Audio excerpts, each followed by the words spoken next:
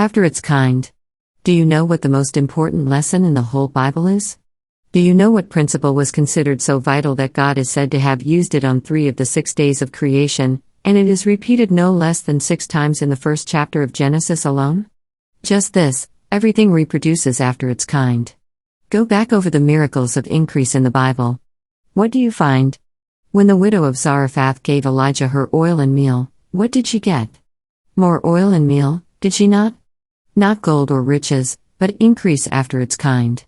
When another widow begged Elisha to save her sons from bondage, he asked, "What hast thou in the house?" And when told, "Not save a pot of oil," it was the oil he increased, was it not? When the multitude lacked bread, and the apostles asked Jesus what they should do, he did not turn the stones into bread or bring forth gold with which to buy. No, he asked, "How many loaves have you?" And when told 5 and 2 fishes, he based his increase upon them. You see, it all comes back to terms of electrical energy, for what is energy but power, and what are personality, skill, ability, riches, but different forms of power? If you want to increase your stock of these, what must you do? Put them to work, must you not? Put them out at interest, as in the parable of the talents. No energy ever expanded until it was released. No seed ever multiplied until it was sown. No talent ever increased until it was used. You want more power, more riches, greater ability, and a wider field of usefulness. How are you going to get them? Only by putting out at interest that which you have. And the way to do this lies, not in working for riches as such, but for increase in the form of energy you have. Now, what have you in the house? What seed can you plant, and what service can you give? In Weekly Unity some years ago, there was the story of a mother who had been well-to-do but had lost everything and was now hard put to it to provide food and clothing for her small boys. It was near Christmas, and she was bewailing to a friend the fact that she could buy no gifts for her children, much less remember old friends and relatives. The friend smiled. "Money is not what you need," she told her. "Can money buy the gifts that live in your heart? If I were in your place, I should stop repining and, instead, seek the guidance of your inner self." The mother took the advice, and one night, as she dropped off to sleep after having prayed for guidance, she saw a beautiful tree, lighted with tapers, and beneath each light hung a small envelope. As she looked more closely, she saw that the names written on the envelopes were those of friends and relatives to whom she longed to give. Opening one of the envelopes, she found a piece of blank paper, and she seemed to hear a voice saying, "Write and let that which you write bear witness of me. As you write, give from your heart the treasures that are stored there in my name. I will fulfill every blessing according to your word." The mother woke and, going immediately to her desk, began to write her blessings. She wrote words of life and wholeness for an aunt who had been bound with rheumatism for months, words of courage for an uncle who was having a difficult time with his farm, words of guidance for a young cousin who had seemed to lose her way a bit. Inspired by that inner self, she wrote 10 blessings that night. She had never thought that she could write, but her own heart thrilled at the beauty of the words that came to her, and she was lifted up by their power and simplicity. "Don't ever again say you have nothing to give," one of her friends told her later. "I never received so richly in all my life." And throughout the years, the blessings that this mother gave out have continued to bear fruit. "Give me gold," prayed Levesco, "that I may be helpful, not helpless.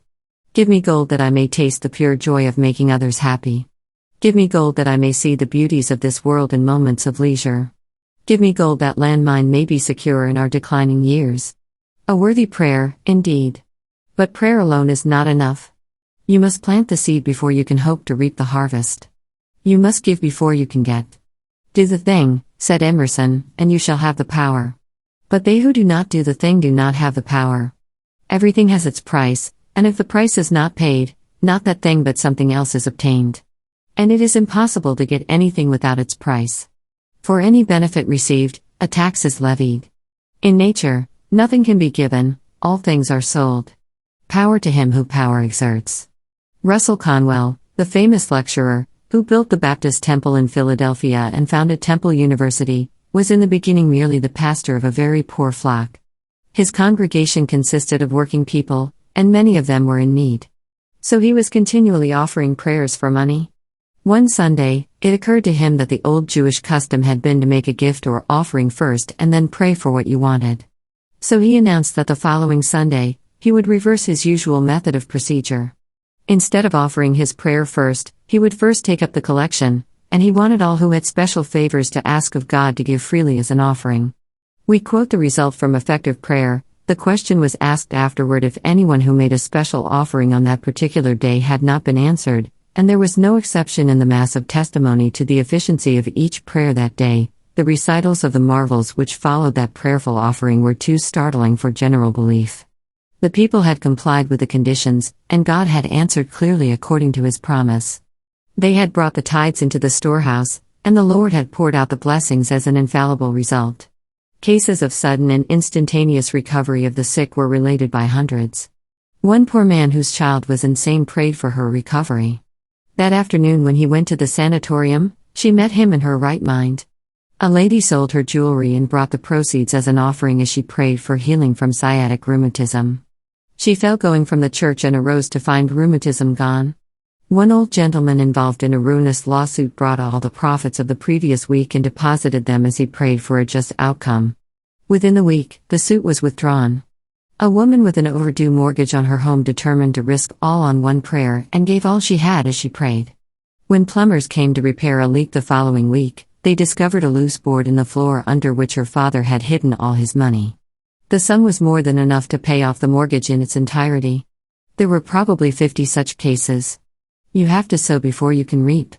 You have to give before you can get. And when you sow, when you give, you must give freely, with no strings to it. As Jesus put it, except a kernel of wheat fall into the ground and die, it abideth alone. But if it dies, it beareth much fruit. You remember the old-fashioned hand pumps that are still to be found on many farms. To start them, you had to pour in a bucket of water in order to create a vacuum and thus be able to draw water from the well. The same principle applies to using a siphon. You pour in water to drive out the air and create a vacuum. Once the vacuum is formed, your water flows, and you can get unlimited quantities of it without having to give more. But you get none from pump or siphon until you first give some. You must give to get. You must sow the seed you have before you can reap the harvest. You cannot merely lend it. You must give it, freely and fully. Except a kernel of wheat fall into the ground and die, said the Master. Except your seed of riches be given freely and fully, you get nothing from it. But if it dies, it beareth much fruit. If it is dead to you, if it is gone beyond hope of return, then you can look for a harvest. He that findeth his life shall lose it, said the Master on another occasion, but he that loseth his life for my sake shall find it. He that gives all he has in the service of his fellows shall find that in so doing, he has planted seeds which will bring him a harvest of happiness and plenty. You have probably read the story of Charles Page, as given in the American magazine a few years ago. Page was then a millionaire oil operator in Oklahoma, but a few years before, he had little or nothing, and his wife was so sick he feared he was going to lose her as well. The surgeons at the hospital had given up hope for her, so as all other avenues seemed closed, Page turned to God. "Oh Lord," he prayed, "don't take her away from me. I just couldn't bear it." The words rang in his ears, and they had an empty ring. As a prayer, it seemed to fall flat. Why should the Lord interfere for him if the only reason he could offer was that he couldn't bear it? Plenty of husbands just as devoted as he had lost their wives. Why should the Lord especially favor him? The thought came home to him with the power of a blow. What had he ever done that the Lord should go out of his way to help him? What reason had he to look for special consideration from above? None. He'd been a decent enough citizen, but no more so than the average, and kneeling there, he couldn't recall a single thing he had done that would entitle him to ask favors from the Lord. The thought appalled him. What chance had he? Must he then lose the one dearest to him in all the world, just because he had never done enough to be worthy of keeping her? No. No. That was unthinkable. It wasn't too late. He would start that very minute. What was it the Master had said? "Whatsoever ye do unto the least of these my brethren, ye do it unto me." The next morning a poor widow was in transports of joy to find under her doorsill money enough to carry her safely through the winter. But that evening, inquiry at the hospital elicited the information that Page's wife was no better. For a little, his faith faltered. Then, as he thought back over the reason for his act, it flamed up anew. Why had he helped the widow? Not because he was interested in her welfare, not even because it was the right thing to do, but because he was trying to buy of the Lord. Thinking of it in that light, it sounded ridiculous. He got down on his knees again. I ain't making a bargain with you, God, he promised. I'm doing this because it's the right thing for me to do. This time it seemed to him his message carried. He felt strangely cheered and relieved. His prayer had gone through. Now comes the remarkable part of this incident. His wife, much to the astonishment of the surgeons, took a turn for the better. And within a comparatively short time, she was well. From that day to this, Charles Page has never failed in his covenant with God. Times there were when everything looked black. Times when it meant a real struggle to find the Lord's share. But his faith never faltered. He knew if he did his part, he could depend upon God for his. For a long time, he gave 1/10 of all his earnings. Then he increased it to 1/4. Later to 1/2, and finally to all except what he needed for personal and family expenses. He has given away literally millions. But don't get the idea, he warns, that I'm telling you how to get rich. It's the giving, not the getting, that is important. Personally, I believe that it's only playing fair to tithe or give a part of your income to God. But it must be a gift, not an investment. Do you get the difference? If you tithe in the right spirit, you will get your reward just as sure as a gun's iron, but the reward may not come in the form of money. Often it's something far better than money. What you keep to yourself, you lose, wrote Munta. What you give away, you keep forever. And Irene Stanley expressed much the same thought in her little poem, you have to let go of the rung below when you reach for the round above. There is no other way to climb, you have to let go of the rung below. Each upward step brings more of the glow and warmth of the sun of love, you have to let go of the rung below when you reach for the round above. You see, God incarnates himself through you. But he cannot be shut up. He must be given out, expressed. You put him into everything you do, whether towards failure or success. You are inseparable from the creative force. You are part of the fountainhead of supply. What then must you do to win riches and success? Give. Give freely of what you have. Give, and it shall be given unto you, good measure, pressed down, and shaken together, and running over, shall men give unto your bosom. For with the same measure that ye mete withal it shall be measured to you again. Luke 6:38. Does that require too great faith? You do not marvel at the farmer who freely throws all his seed into the ground, knowing he will never see it again but must depend upon its fruit for his increase. He shows perfect faith. Should you show less? Remember the first law of life, the law that was considered so important that it was repeated 6 times in the first chapter of Genesis, everything increases after its kind. Do you expect that law to be changed for you? Do you expect to reap without sowing?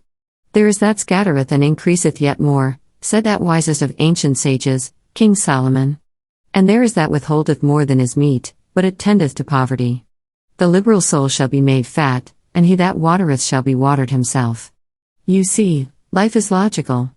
Life follows definite, fundamental laws. One of these laws is that you reap as you sow, that he that hath a bountiful eye shall be blessed. All motion is cyclic. It circulates to the limit of its possibilities and then returns to its starting point. Thus any unselfish expenditure of energy returns to you laden with gifts. Any unselfish act done for another's benefit is giving part of yourself. It is an outward flow of power that completes its cycle and returns laden with energy. Everything we get, we pay for, good or bad. Personal gain comes through impersonal service. Personal loss comes through selfishness. As Emerson puts it, a perfect equity adjusts its balance in all parts of life. Every act rewards itself. Any act of ours that injures another separates us from God. Any act of ours that helps others brings us closer to God in good. One may think that his cheating on another is a secret between them, but by his cheating, he has shaken the trust of another in human brotherhood and damaged his idealism. Isn't that a definite affront that is going to stand between him and God when the one who cheated tries to enlist God's help in enlarging the activities of his own life? Wouldn't it have been better to say to himself, God gives me all my money. Surely he has given me enough for all the needs of my business, or if he hasn't already given it, it is on the way. If I need more, he will give me more. So I am not even going to think about trying to make easy money by taking advantage of others. God provides me with plenty, and I am going to run this business as if he were always here beside me. One on God's side is a majority. You are always together with God. So make him an active partner in your business. Look to him for its needs, give the same loving service you feel that he would give. Then cast off all worries, all fears, and put your business lovingly in his hands. When the future looks dark, when problems confront you, just say to yourself, God lights the way, no more I grope, nor stumble on in troubled hope. I sow no seeds of care and strife, but those of love, and joy, and life. No more I strive to plan my lot, the Father fills my cup unsought. What is the unpardonable sin? What but damning the sources of God's supply? What but trying to shut up the God in you, trying to keep him from expressing himself? When the giant monsters of antiquity ceased developing and depended upon their size and strength and fierceness, they perished. When the vast empires of China and Greece and Persia and Rome stopped reaching out and tried merely to hold what they had, they died. When the rich man or big business of today stops giving service and merely hangs on to his fortune, he loses it. You cannot stand still. You must go forward or die. There is a God in you seeking expression, you cannot keep him shut up. You must give him channels through which to express himself, or he will rend you and come out of you. What would you think of a man who spent years developing great muscles, then tried to keep them great by not using them, by not wearing them out? You'd call him a fool, wouldn't you? Because everyone knows that the only way to develop muscles is to use them, the only way to keep them strong is to continually exercise them.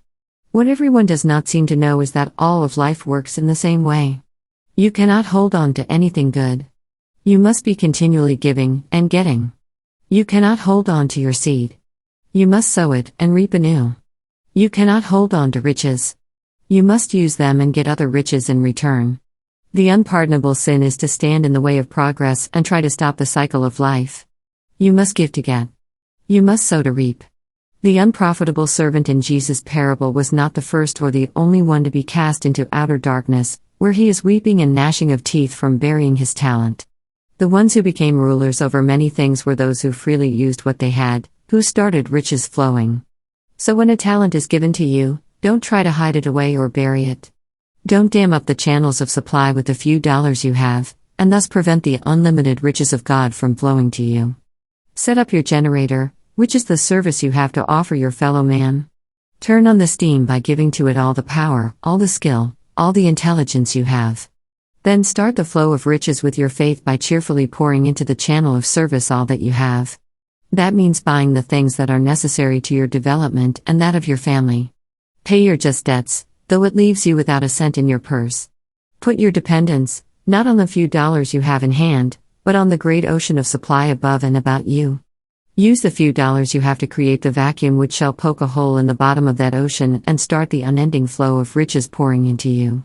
You remember that Jesus once likened the power of God to the leaven in bread. You put a tiny yeast cake into a great pan of dough, and it affects the whole mixture. It makes it grow. Apparently, it increases the quantity of flour, milk, eggs, and other ingredients. Certainly, it makes them bulk to several times their original size. That yeast is the God in you that you put into your circumstances, your affairs. Put it into fears and worries, and it will increase them until they can hardly be borne. Put it into your expenses, and it will make them even greater. Put it into love and life and good work, and it will bring these back to you increased 100-fold. Let's have a league of optimists, writes Elizabeth Swaller, and let's have IT, to boost the world along. We are so weary of the thought that everything is wrong. We're surfeited with talk of lack, depression, gloom, and fear. If we but think of brighter things, good times will soon be here. This time to turn and face about and court conditions fine. By boosting, I shall prosper yours, and you will prosper mine. Put your yeast into optimistic thoughts, into kindly words, into loving acts of service.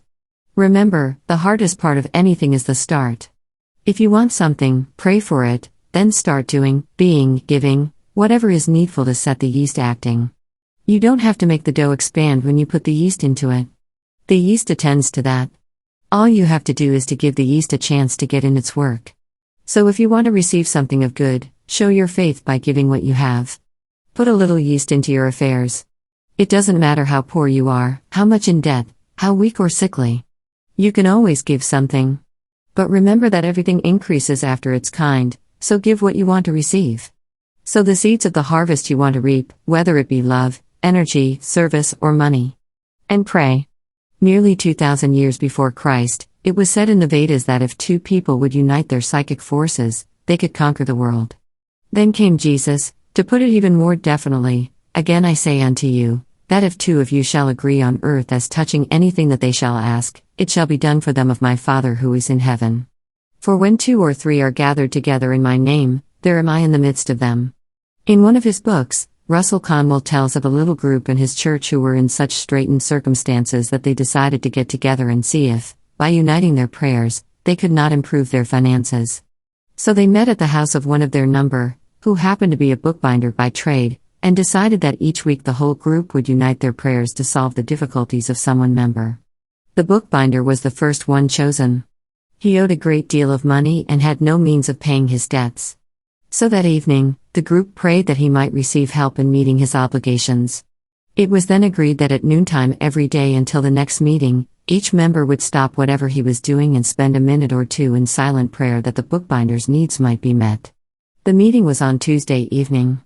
The next day after lunch, as was his custom, the bookbinder dropped into a publishing house nearby for a chat with some friends. He met there a man from Washington who told him that for the first time in his life, he had forgotten his train and must now get back home on some urgent business without placing a contract which he had intended to give to a New York bookbinder. The bookbinder suggested that he also was in that business and possibly could help him, but the other objected that the particular class of work he wanted could be done only in New York. Upon the binder persisting, however, he explained his needs, and being convinced that they could be filled right there in a satisfactory way and on more reasonable terms than in New York, he not only gave the binder the contract but advanced enough money to more than take care of his difficulties. The binder hurried to the other members of his group and told them of his good fortune. His problem was so completely solved that he felt they ought to start work at once for some other member because all were so badly in need. Al felt so elated over their success in helping the binder solve his problem that they chose the most difficult case of all as the next. This was a jeweler who had grown so old and forgetful that his business was in a deplorable condition. Bankruptcy seemed so sure that his son had moved out of town to avoid sharing the disgrace. 2 or 3 days after the group started working on the jeweler's problem, the son came to town for a day to attend a funeral. On the return trip from the cemetery, he fell into conversation with one of the other mourners, in the course of which the latter mentioned that he was looking for an expert in clockmaking to superintend a new factory he was erecting in another city. The son told him his father was a master of that art but no good at managing finances. The upshot of it was that the jeweler applied for the position, at the same time explaining his present financial difficulties. The manufacturer liked his letter, went over the whole situation with him, and ended by taking over the store as a retail outlet, paying off the old debts, and forming a business connection with the jeweler, which prospered both amazingly. An old lady who owned a small notion store was next. Soon after the group united in prayer for her, a fire destroyed the store next door to her. The owner decided to build bigger than before and offered her not only an attractive price for her store but an interest in his business, which paid her enough to live in comfort for the rest of her days. Every member of that group became prosperous. Do you, too, want something very much? Then give, and pray. Get yourself a small toy bank, a paper one will do. Each day put something into it, even though it be only a penny, give that money to God. Give it to Him at the time you put it into the bank, but leave it there until it amounts to $1 or more. Then use it for any good charitable purpose that presents itself. Don't give it to some panhandler. Try to use it where it will do the recipient some good. Use it to help him to help himself, as in buying some book for him that will show him the way out of his difficulties. And as you give, pray. Pray not only for yourself but for others. Every morning at 7, we shall pray for protection for our own family and for all students of this course who will join with us in uniting their psychic forces by agreeing as to the thing they should ask. For this prayer, you cannot do better than repeating the 91st Psalm. Every day at noon, we shall pray for abundant supply for all of those among our readers who will join us in praying for the whole group. For this prayer, hold in your hand any money you intend to give that day for any good purpose and any checks or money you intend to use to pay bills and say with us, I bless you. And be thou a blessing. May you enrich all who touch you. I thank God for you, but even more, I thank Him that there are billions like you where you came from. I bless that infinite supply. I thank God for it, and I expand my consciousness to take it in. Here, try to see in your mind's eye a Niagara of money flowing to you and to all who are praying with you. See yourself and all of us bringing in a great net full of money like the nets the apostles pulled in bursting with fish, I release that infinite supply through all my channels and the channels of all the students of this course, just as I freely release the money I hold in my hand, giving it where it will do the most good. The Spirit that multiplied the loaves and fishes for Jesus enters into this money, making it grow and increase and bring forth fruit 100-fold. All of God's channels are now open and flowing for us. The best in ourselves for the world, the best in the world for us. Then prepare for prosperity. When the Israelites of old were suffering from drought and begged the prophet Elisha to help them, what was the first thing he told them to do? Fill the valley with ditches, prepare to receive the water that they asked for. You see, prayers and affirmations are not for the purpose of influencing God. He has already done his part. All good is always available to each of us. Our prayers and affirmations are for the purpose of bringing our own minds to the point where we can accept God's gifts. We don't need to work on conditions, we need only to work on ourselves. The only place we can cure our lacks and our troubles is in our own minds. When we have done it there, we shall find that they are cured everywhere. Whatsoever things ye ask for when ye pray, the Master assured us, believe that ye have received them, and ye shall have them. That is the basis of all successful prayer, whether for the healing of our bodies or for material benefits. Once you convince your higher self, which is the God in you, that you have the thing you want, it will proceed immediately to bring it into being. But how, you may ask, can I convince my higher self that I have riches or any other good thing when my common sense tells me that I am in debt up to my ears and creditors are hounding me day and night? You can't, if you keep thinking and acting debts. But here is a psychological fact: the higher self accepts as fact anything that is repeated to it in convincing tones often enough. And once it has accepted any statement as fact, it proceeds to do everything possible to make it true. That is the whole purpose of affirmations, to bring the God in you to accept as true the conditions that you desire, to the end that he will then proceed to bring them into being. It is a sort of auto-suggestion. You keep saying to yourself that you are rich, that you have the things you desire, until the constant repetition is accepted by the higher self and translated into its physical equivalent. Debts? Don't worry about them. Remember that the shadow of growing grain kills the weeds. Keep your mind on the good you want, and it will kill off the evil you fear, just as the turning on of light dispels darkness. A farmer does not have to hoe the weeds out of growing wheat any more than you have to sweep the darkness out of a room. Neither do you have to worry about debts or lack. Put all your thoughts and all your faith in the riches you are praying for, and let them dispel the debts.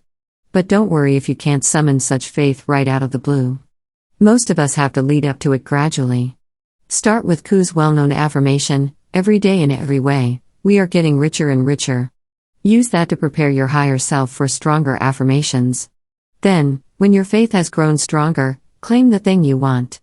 Affirm that you have it, and insofar as possible, act as though you had it. Write it in your heart that each day is the best day of the year, that now is the accepted time, now is the day of salvation. Then thank God for the good you have been praying for, believe that you have received, and give thanks. Remember this: God will always work when you offer no resistance to it. So pray, and then let His good come to you. Don't fight the conditions about you. Don't try to overcome the obstacles in your path. Bless them, know that God is in them, that if you let them, they will work with you for good. Have faith not only in God but in people and things. Don't look for a miracle to happen. Don't expect an angel from heaven to come and open the way. Know that God works through ordinary people and things, and it is through them that your good will come. So bless them. Serve them as you would the Lord, doing each thing that is given you to do as though you were the greatest genius. And all day long, as the thought occurs to you, keep repeating to yourself, every day in every way, I'm getting richer and richer, or whatever it is that you desire. A prayer for health and happiness, to be used at 10 in the evening, will be given in the next lesson. There is something about praying for others that oftentimes does one more good than praying for oneself. You see, you cannot give anything to others without first possessing it yourself. When you wish for another evil, you draw that evil to yourself first, and you usually get a part of it. When you bring good to another, you bring it through yourself, and you share in it. Remember the experience of Job in the olden days. Despite his lamentations and prayers, he lost all his riches, and his afflictions remained with him. But then misfortune fell upon his friends as well, and in his sympathy for them, Job forgot his own ailments and prayed for his friends. And it is written that, the Lord turned the captivity of Job when he prayed for his friends. And the Lord gave him twice as much as he had before. For whom upon the hearth can start a fire, and never warm the stone? Or who can cheer another's heart, and not his own? I stilled a hungry infant's cry, with kindness filled a stranger's cup, and lifting others, found that I was lifted up.